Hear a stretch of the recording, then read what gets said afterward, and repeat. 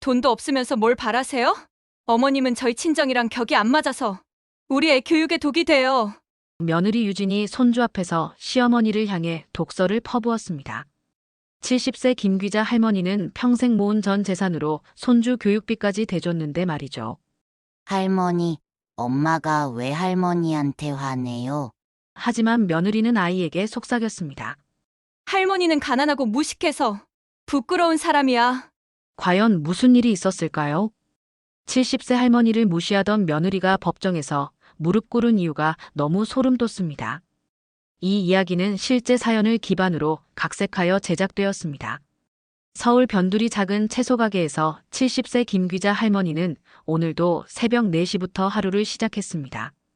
거친 손으로 물을 다듬고 허리를 구부려 배추를 정리하는 모습은 마치 평생을 이어온 루틴처럼 자연스러웠죠. 어머니, 오늘은 일찍 들어오세요. 명절 준비해야죠. 아들 민수가 전화를 걸어왔습니다. 귀자의 얼굴에 잠시 미소가 번졌어요. 칠순을 앞둔 나이에도 가족과 함께하는 시간만큼 소중한 건 없었거든요. 하지만 그 미소는 오래가지 못했습니다. 며느리 서유진의 목소리가 뒤에서 들려왔거든요. 여보, 우리 친정 부모님. 선물 사러 가야 해요. 백화점에서 명품 가방이랑 현금도 준비해야 하고. 귀자의 손이 잠시 멈췄습니다. 작년 명절에도 재작년에도 똑같았죠.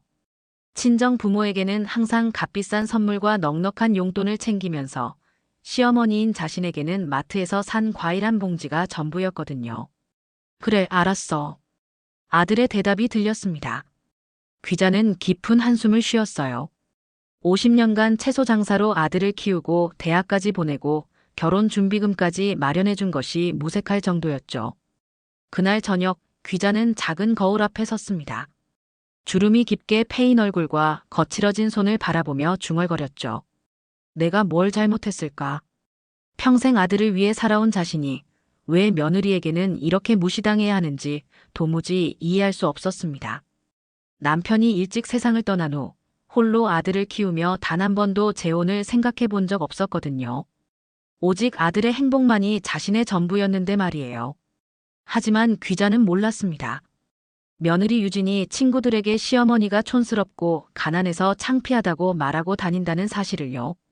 그리고 더 충격적인 건 유진이 시어머니 몰래 가족 카드로 명품을 사고 그 빚을 귀자가 대신 갚아왔다는 진실이었죠. 다음 날 새벽 귀자는 평소보다 일찍 가게를 열었습니다. 마음의 답답함을 달래려면 일에 매진하는 수밖에 없었거든요. 하지만 가슴 한구석에서 꿈틀거리는 분노는 쉽게 가라앉지 않았어요. 바로 그때 한 통의 전화가 걸려왔습니다. 카드 회사에서였죠. 고객님, 추가 결제 건이 있어서 연락드렸습니다. 명품 매장에서 800만 원 결제 건입니다. 귀자의 손에서 전화기가 떨어질 뻔했습니다. 800만 원.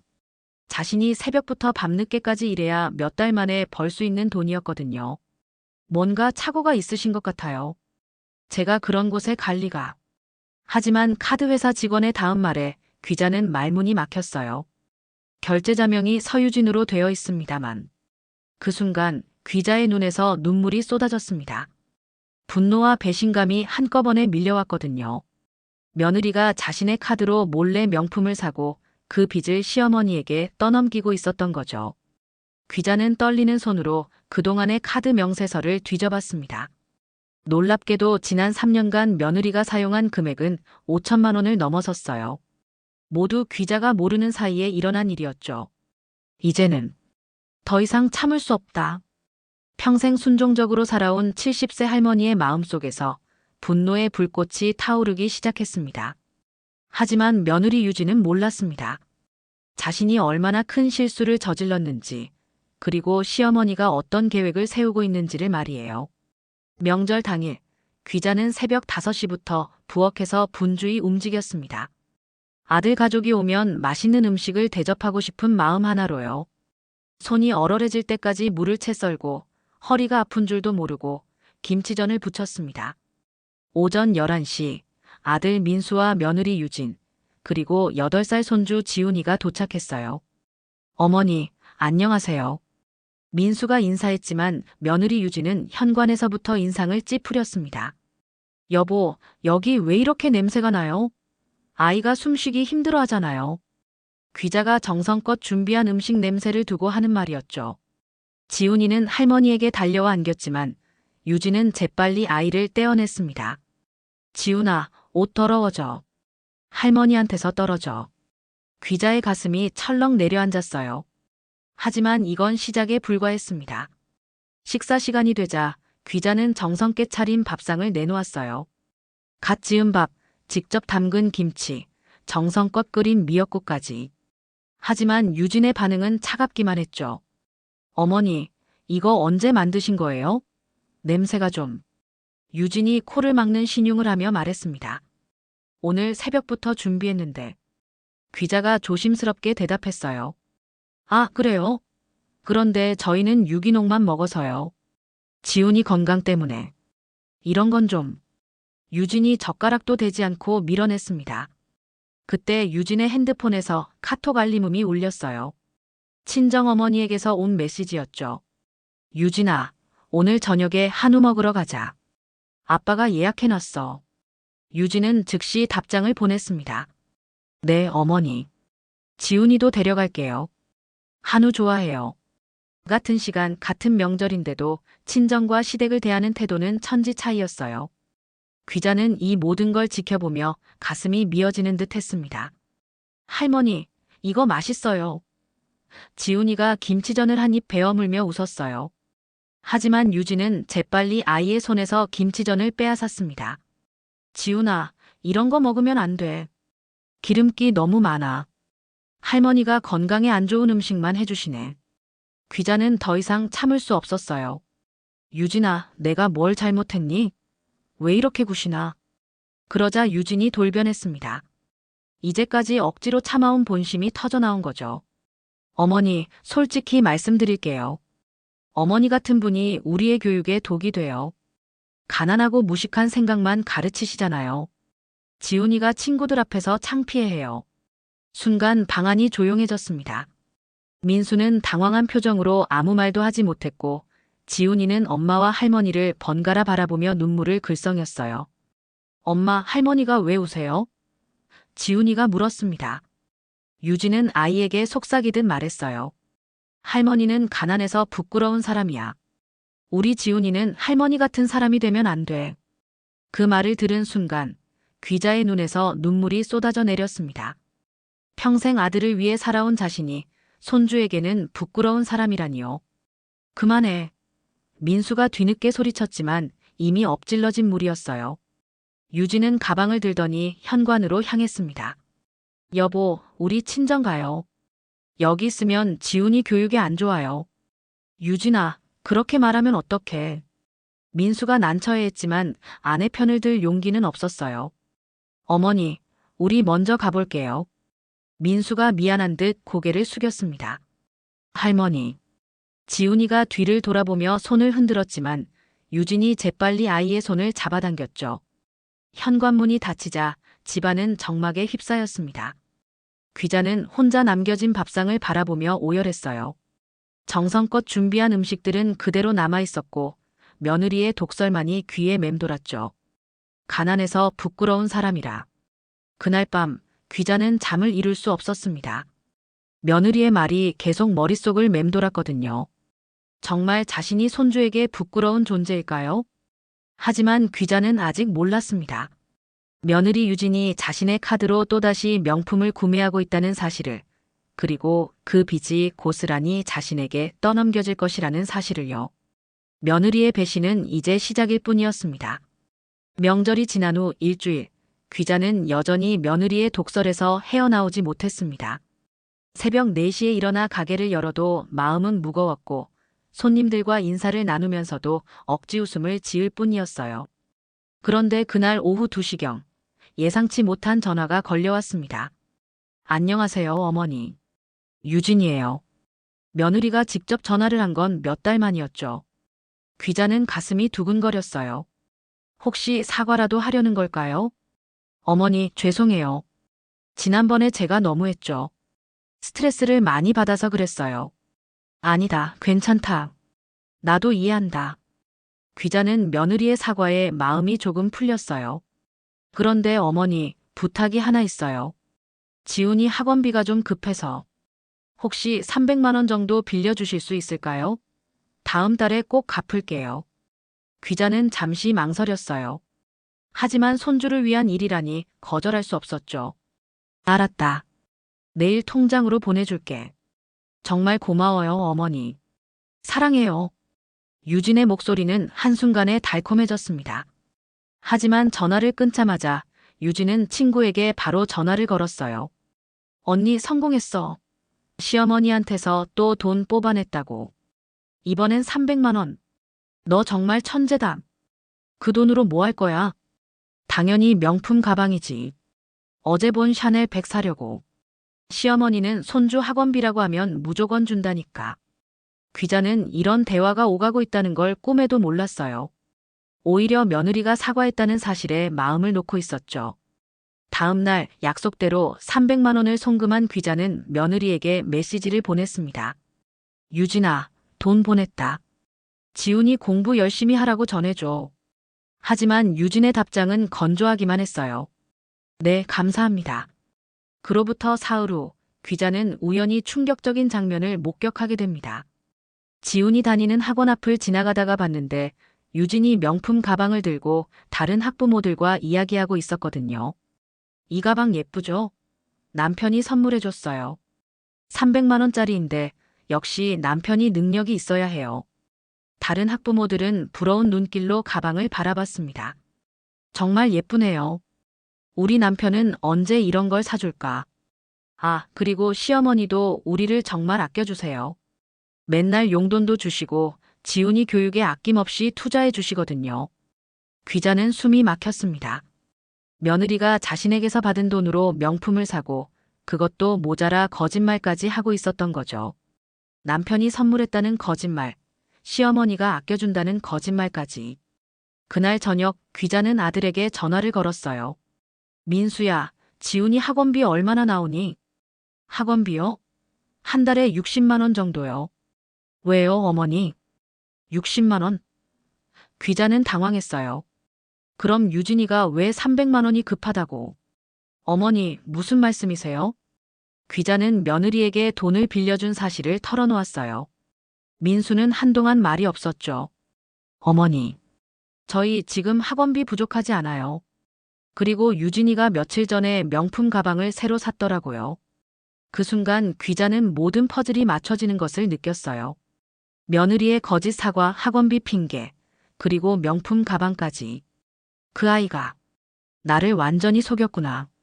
어머니, 제가 유진이한테 말해볼게요. 아니다.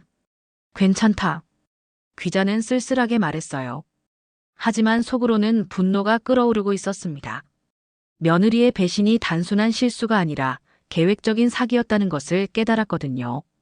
그날 밤 귀자는 지난 2년간의 통장 내역을 꼼꼼히 살펴봤습니다. 며느리에게 빌려준 돈들을 하나하나 계산해보니 총 1,500만 원이 넘었어요. 모두 급한 일, 지훈이를 위해서 다음 달에 꼭 갚겠다는 핑계였죠. 하지만 단 한 푼도 갚지 않았습니다. 이 정도면 이건 사기야. 귀자의 눈에서 분노의 불꽃이 타올랐습니다. 70평생 살면서 이렇게 치밀하게 속아본 건 처음이었거든요. 다음 날 귀자는 카드 회사에 전화를 걸어 며느리가 사용한 모든 내역을 요청했습니다. 며느리의 배신이 어디까지인지 정확히 파악하고 싶었거든요. 하지만 며느리 유진은 여전히 모르고 있었습니다. 시어머니가 자신의 모든 거짓말을 알아챘다는 사실을, 그리고 더 큰 진실이 곧 드러날 것이라는 사실을요. 카드 회사에서 보내온 3년간의 상세 내역서를 받아본 귀자는 충격에 말을 잃었습니다. A사 용지로 무려 12장에 달하는 내역서였거든요. 며느리 유진이 자신 몰래 사용한 금액은 상상을 초월했어요. 이게 정말 내 카드로 결제된 거야? 명품 매장에서만 2,800만 원, 고급 레스토랑에서 600만 원, 해외 온라인 쇼핑몰에서 400만 원, 총합이 5,200만 원을 넘어섰습니다. 귀자가 새벽부터 밤늦게까지 일해도 5년은 걸려야 벌 수 있는 돈이었어요. 가장 충격적인 건 결제 내역의 날짜들이었습니다. 명절 다음 날 귀자를 모욕하고 집을 나간 바로 그날에도 200만 원짜리 목걸이를 샀더라고요. 시어머니에게 가난해서 부끄럽다고 말하고 나서 몇 시간 후에 말이죠. 귀자의 손이 부들부들 떨렸습니다. 이 아이가 나를 완전히 우롱했구나. 그때 핸드폰이 울렸어요. 며느리 유진이었습니다. 어머니, 안녕하세요. 혹시 지금 시간 되세요? 왜? 사실은 지훈이가 갑자기 아파서 병원에 가야 하는데 의료비가 좀 필요해요. 200만 원 정도만. 지훈이가 아프다고. 귀자는 깜짝 놀랐어요. 네, 갑자기 열이 나고 토해서 응급실에 가야 할 것 같아요. 어머니, 도와주세요. 평소라면 망설임 없이 돈을 보냈을 귀자였지만 이제는 달랐어요. 며느리의 거짓말 패턴을 너무 잘 알았거든요. 그래, 알겠다. 그런데 지훈이 어디가 아프다고 했니? 배가 아프다고 해요. 병원은 어디로 가니? 서울대병원이요. 귀자는 즉시 서울대병원 응급실에 전화를 걸었어요. 혹시 김지훈이라는 8살 아이가 오늘 응급실에 왔나요? 확인해 보겠습니다.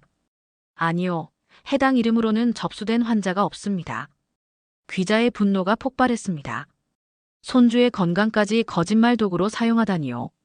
바로 그때 유진의 SNS에 새로운 게시물이 올라왔어요.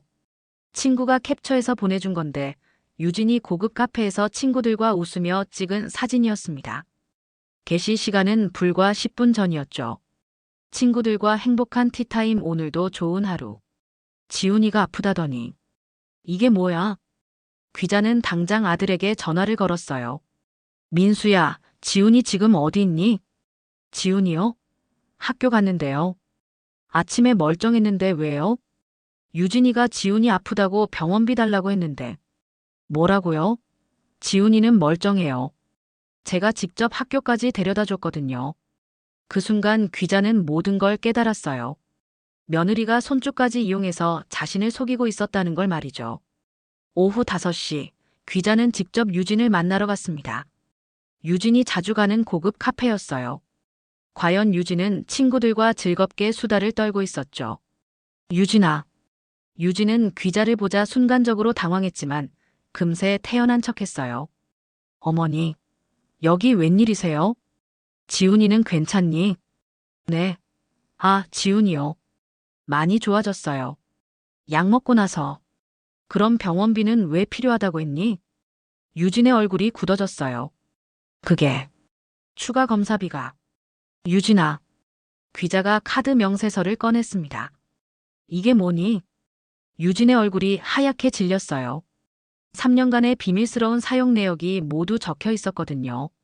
어머니, 이건 5,200만 원. 내가 내 카드로 쓴 돈이야. 귀자의 목소리가 떨렸어요. 그것도 모자라서 지훈이까지 이용해서 나를 속이려고. 주변 사람들이 웅성거리기 시작했어요. 유진은 급하게 일어났죠. 어머니, 여기서 말하지 말아요. 창피해요. 창피한 줄 아는구나.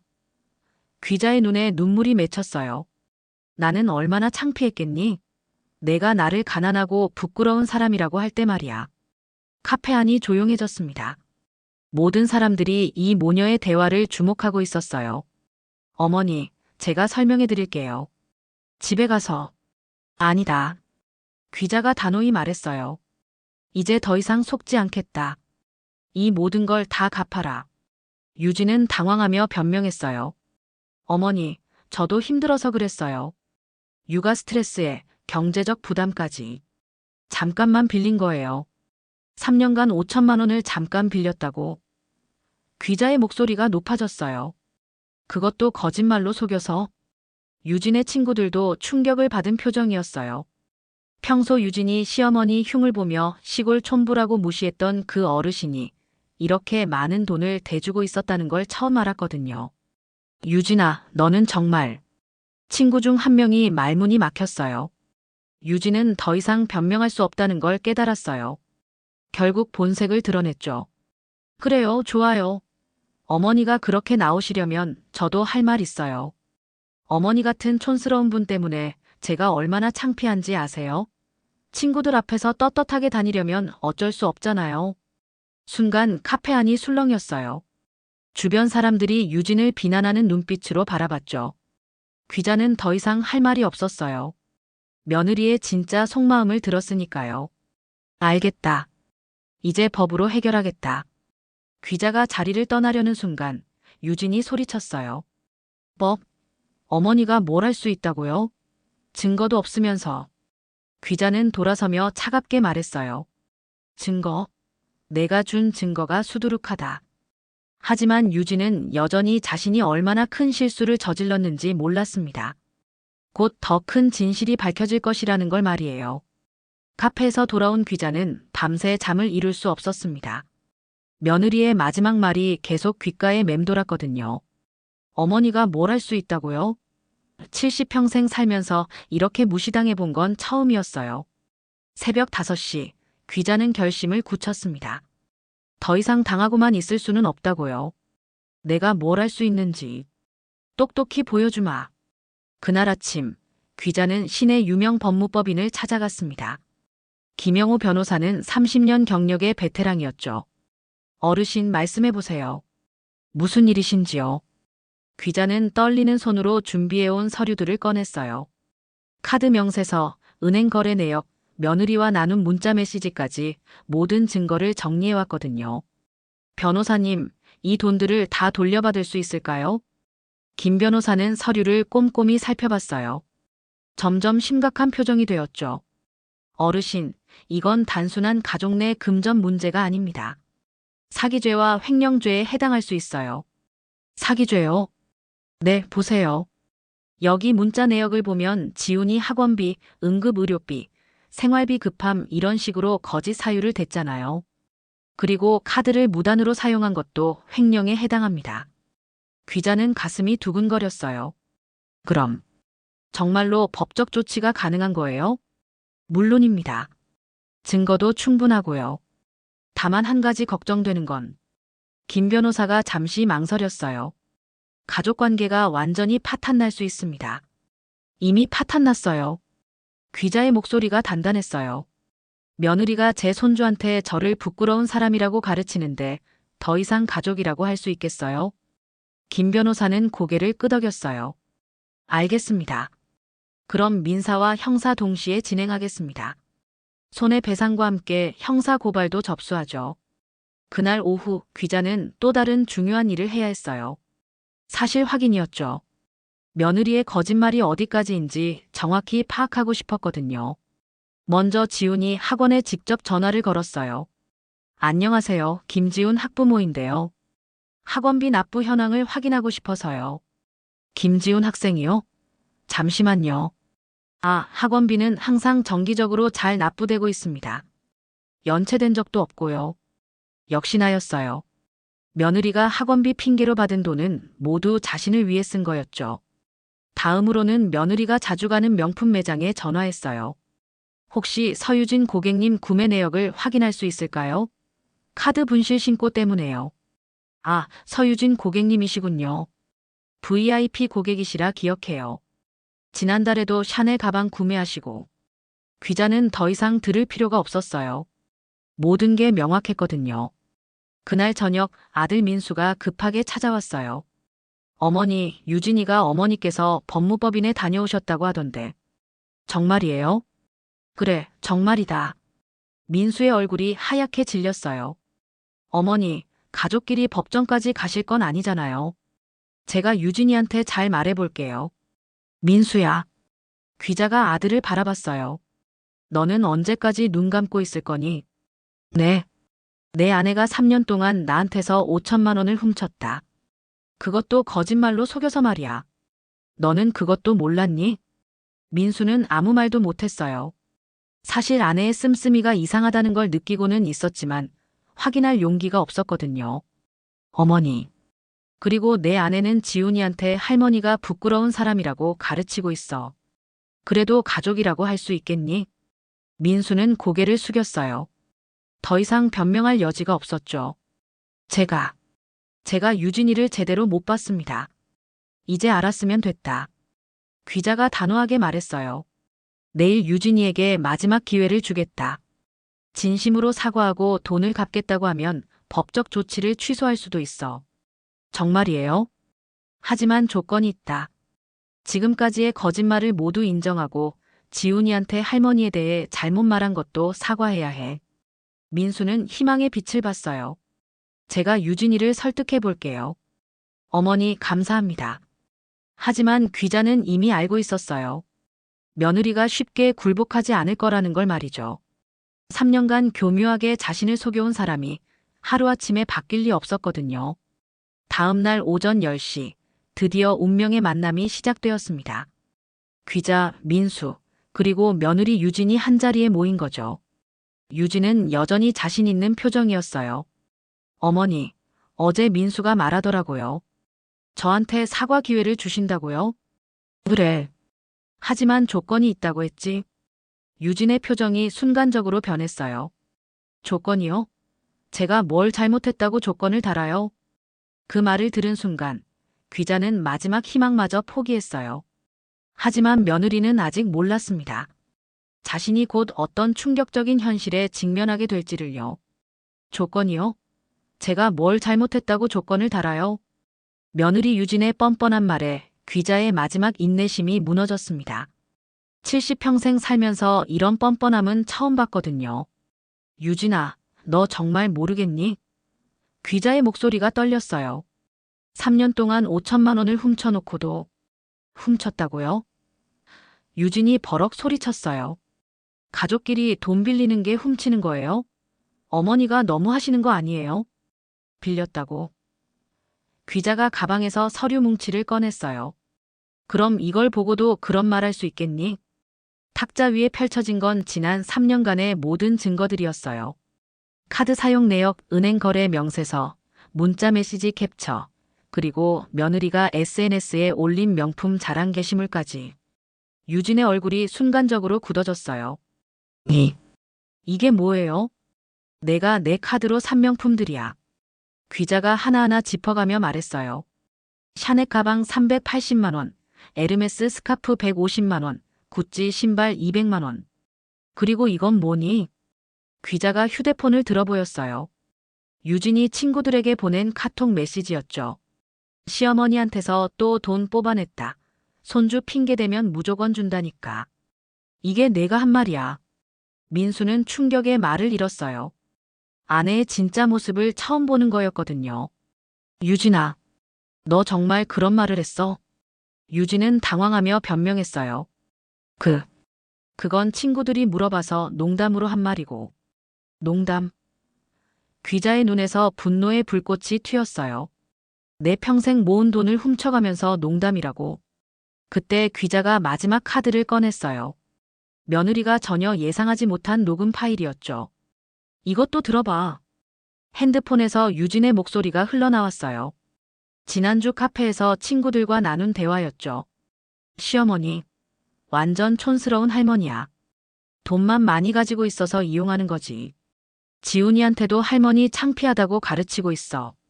우리 집안 체면 떨어뜨리잖아. 녹음이 끝나자 방안이 조용해졌습니다. 민수는 아내를 믿을 수 없다는 표정으로 바라봤어요.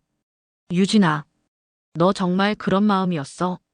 유진은 더 이상 변명할 수 없다는 걸 깨달았어요. 결국 본색을 드러내기로 했죠. 그래요, 맞아요. 유진이 소리쳤어요. 어머니 같은 촌스러운 분 때문에 제가 얼마나 스트레스 받는지 아세요? 친구들 만날 때마다 창피해 죽겠어요. 유진아.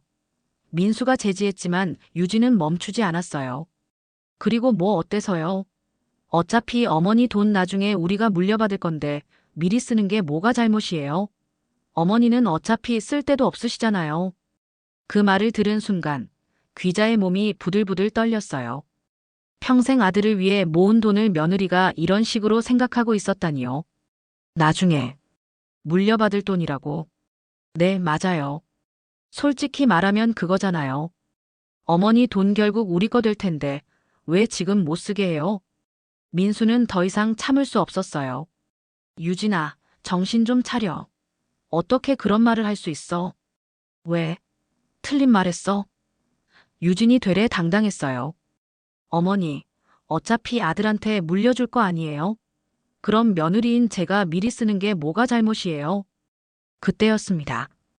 귀자가 조용히 일어나서 안방으로 들어갔어요. 잠시 후 두꺼운 봉투를 들고 나왔죠. 유진아, 이게 뭔지 아니? 그게 뭔데요? 내 유언장이야. 귀자의 목소리가 차갑게 식었어요. 그리고 내 전 재산을 어디에 쓸지 적어놨지. 유진의 얼굴이 하얗게 질렸어요. 유언장이요? 그래.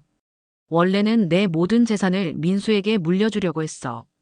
하지만 내 말을 들으니 생각이 바뀌었다. 귀자가 유언장을 펼쳤어요. 내 전 재산 8억 원. 이 돈으로 고아원을 짓겠다. 그리고 매달 나오는 가게 수익금도 모두 불우한 아이들을 위해 쓰겠어. 어머니. 유진이 급하게 일어섰어요. 그러시면 안 돼요. 그 돈은 민수 거예요. 내 돈을 내가 어떻게 쓰든 상관없지 않나. 귀자가 냉소했어요. 내가 방금 뭐라고 했지? 어차피 쓸 데도 없다고 했잖아. 그럼 내가 좋은 곳에 쓰는 게 맞지.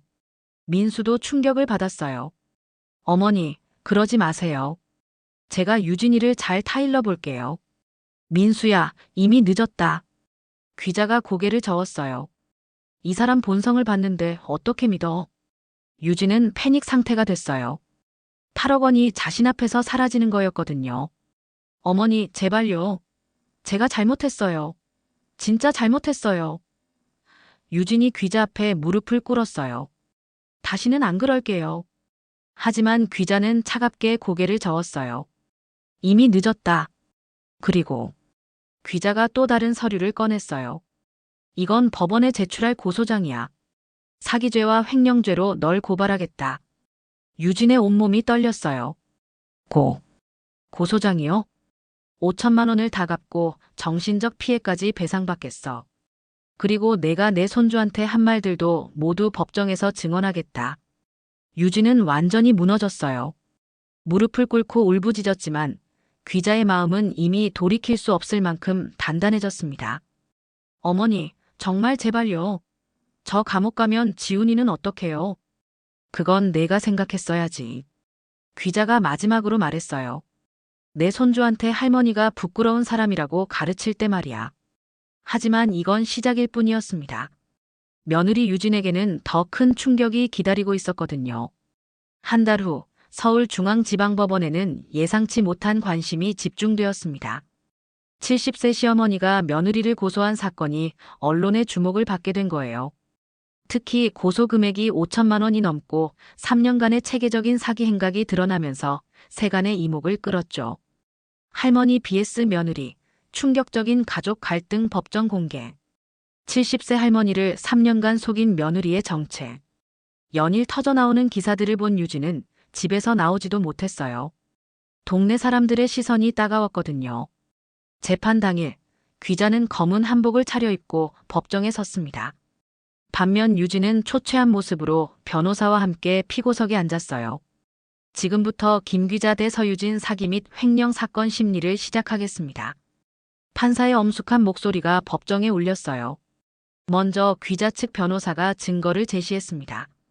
피고 서유진은 지난 3년간 피해자 김귀자의 카드를 무단으로 사용하여 총 5,200만 원을 사용했습니다.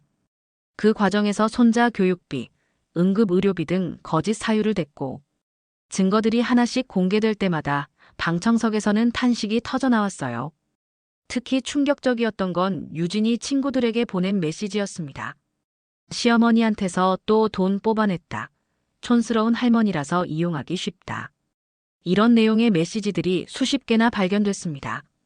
유진의 변호사가 일어났어요. 재판장님, 피고는 깊이 반성하고 있으며 가족 간의 문제를 법정까지 가져온 것에 대해 사과드립니다. 피고는 육아와 생활고에 시달리다 보니 잠깐 판단력을 잃었던 것이고, 하지만 판사는 차갑게 말했어요. 잠깐의 실수치고는 기간이 너무 길고 수법이 너무 교묘합니다. 3년간 체계적으로 거짓말을 한 것으로 보이는데요. 그때 결정적인 순간이 왔어요. 귀자가 증인석에 섰습니다. 피해자분, 피고와 어떤 관계십니까? 며느리입니다. 며느리가 이런 일을 했다는 걸 언제 알게 되셨나요? 귀자는 차분하지만 단단한 목소리로 답했어요. 처음엔 가족이니까 도와주는 마음이었습니다. 손자 교육비가 급하다고 병원비가 필요하다고 할 때마다 기꺼이 도와줬죠. 하지만 알고 보니 귀자의 목소리가 떨렸어요. 며느리는 제게서 받은 돈으로 명품을 사고 친구들 앞에서는 저를 촌스럽고 가난한 사람이라고 조롱했습니다. 심지어 제 손자에게까지 할머니가 부끄러운 사람이라고 가르쳤어요. 방청석에서 웅성거림이 일었어요. 많은 사람들이 분노의 표정을 지었죠. 가장 충격적이었던 건 귀자가 눈물을 닦으며 말했어요. 며느리가 제게 이런 말을 했다는 겁니다. 어차피 어머니 돈 나중에 우리가 물려받을 건데 미리 쓰는 게 뭐가 잘못이냐고요. 판사의 표정이 굳어졌어요. 그런 말을 정말로 했습니까? 네, 녹음도 있습니다. 법정에서 그 녹음이 재생되자 방청석은 완전히 술렁였어요. 유진의 뻔뻔한 목소리가 법정에 울려 퍼졌거든요. 어차피 어머니 돈 결국 우리 거 될 텐데 왜 지금 못 쓰게 해요? 판사는 유진을 향해 물었어요. 피고, 이 녹음이 사실입니까? 유진은 고개를 숙인 채 대답했어요. 그때 제가 화가 나서. 네, 아니오로 대답해 주세요. 네. 그때 더욱 충격적인 증인이 법정에 나타났어요. 지훈이 다니는 학원의 원장이었습니다. 증인께서는 피고가 학원비 때문에 돈이 급하다고 한 적이 있나요? 아니요, 전혀요. 김지훈 학생의 학원비는 항상 정기적으로 잘 납부되었습니다. 연체된 적도 없고요. 유진의 얼굴이 창백해졌어요. 이어서 명품 매장 직원도 증인으로 나왔어요. 서유진 고객은 저희 매장의 VIP 고객입니다. 거의 매달 고가의 제품을 구매하셨고 총 구매 금액이 2천만 원을 넘습니다. 모든 증거와 증언이 끝나자 판사는 최후 변론 기회를 줬어요. 유진이 일어나 떨리는 목소리로 말했어요. 재판장님, 저는 정말 후회하고 있습니다. 시어머니께 정말 죄송하고 제가 너무 어리석었어요. 제발 용서해 주세요. 하지만 귀자는 고개를 저었어요. 3년간 저를 속이고 이용하면서도 한 번도 미안하다는 말이 없었습니다. 오히려 저를 무시하고 조롱했죠. 지금 와서 하는 사과는 진심이 아니라 처벌이 무서워서 하는 말 같습니다. 판사는 심리를 마치며 말했어요. 피고의 행위는 단순한 가족 간의 금전 분쟁을 넘어서 계획적이고 지속적인 사기 행위로 판단됩니다. 특히 혈육인 시어머니를 상대로 이런 일을 저지른 것은 도덕적으로도 용납하기 어렵습니다. 일주일 후 판결이 선고되었어요. 피고 서유진에게 징역 1년 6월에 집행유예 3년을 선고합니다. 또한 피해자에게 원금 5,200만 원과 정신적 피해 배상금 1천만 원, 총 6,200만 원을 배상하라고 명합니다. 유진은 그 자리에서 주저앉았어요. 집행유예를 받았지만 6천만 원이 넘는 배상금은 감당할 수 없는 금액이었거든요. 더 충격적인 건 그 다음이었어요. 판결 이후 유진의 친정 부모가 등을 돌린 거예요. 우리 딸이 이런 일을 저질렀다니. 얼굴을 들 수 없다. 친정어머니는 유진에게 차갑게 말했어요. 앞으로 우리 집에 오지 마라. 너 때문에 우리 가문에 먹칠했다. 유진이 그토록 챙기고 자랑하던 친정마저 그녀를 버린 거였죠. 민수도 결국 이혼을 결심했어요. 유진아, 미안하다. 더 이상 함께 살 수 없을 것 같아. 여보, 제발. 지훈이 때문에라도. 지훈이 때문에 더 못 참겠어. 내가 우리 아들한테 할머니를 어떻게 가르쳤는지 알잖아. 결국 유진은 모든 것을 잃었어요. 남편도 아들도 친정도 그리고 미래에 받을 수 있었던 상속까지. 하지만 가장 큰 처벌은 따로 있었습니다. 사회적 매장이었죠. 판결 후 6개월이 흘렀습니다. 유진의 몰락은 상상 이상이었어요. 배상금을 마련하려고 그토록 자랑하던 명품들을 모두 팔아야 했고 그래도 부족해서 친정집까지 팔아야 했죠. 유진아, 이제 정말 끝이다.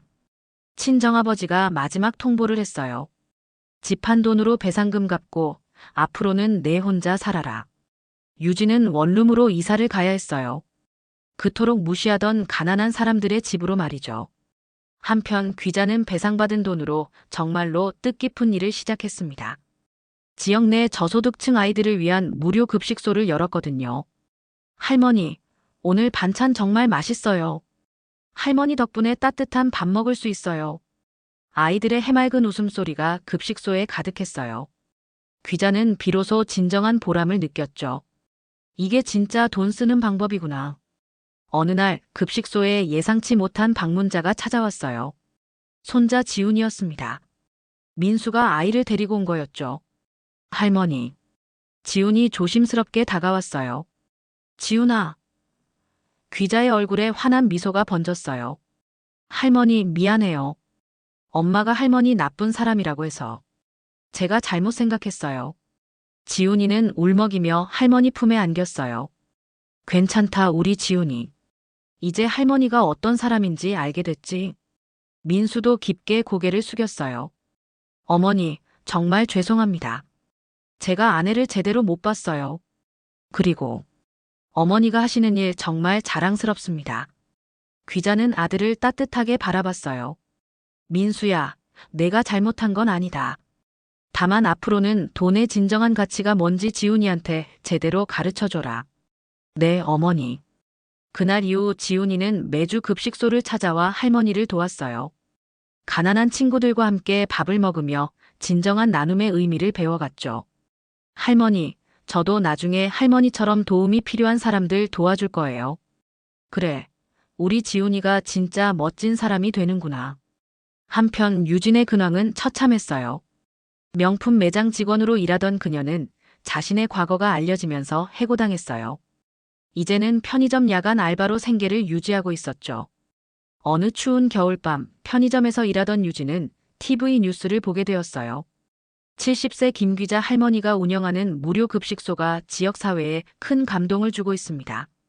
할머니는 돈의 진정한 가치는 나눔에 있다고 말씀하셨는데요. 화면에는 아이들과 함께 웃고 있는 귀자의 모습이 나왔어요.